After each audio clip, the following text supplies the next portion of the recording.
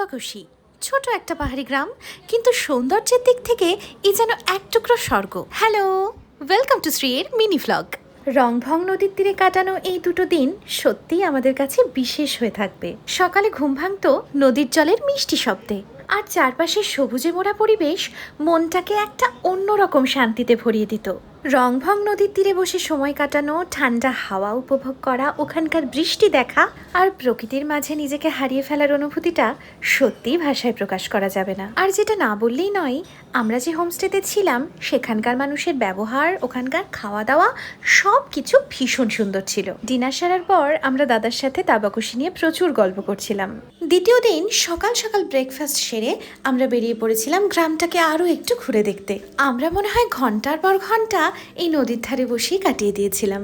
আঁকাবাঁকা রাস্তা, পাহাড়ের কোলে লুকিয়ে থাকা ছোট ছোট ঘরবাড়ি, আর বিশেষ করে এখানকার মানুষের সহজ সরল জীবনযাপন আমাদেরকে মুগ্ধ করেছে। আর মামুনি তো ভাষায় প্রকাশ করতে পারছিল না যে ওদের ওখানে ঘুরে কতটা বেশি ভালো লেগেছে। দুদিন যেন চোখের পলক ফেলতেই কেটে গেল। ফিরে আসার সময় মনটা বারবার বলছিল, আবার আসবো তাবাকুশি, তোমার এই শান্ত সৌন্দর্যের টানে আবার ফিরে আসবো। তাবাকুশি থেকে বেরিয়ে আমাদের গাড়ি থামলো মিরিকে, আর ওখানে গিয়ে আমার হঠাৎ ভীষণ ইচ্ছে হলো ওদের ট্র্যাডিশনাল ড্রেসটা পরে দেখতে। একটু ফটো ভিডিওস নেওয়ার পরেই ঝমঝম করে চলে এলো বৃষ্টি। তারপর ঝটপট লাঞ্চ সেরে আমরা বেরিয়ে পড়লাম এনজেপির উদ্দেশ্যে। তো এই ছিল আমাদের পাহাড় ভ্রমণের গল্প।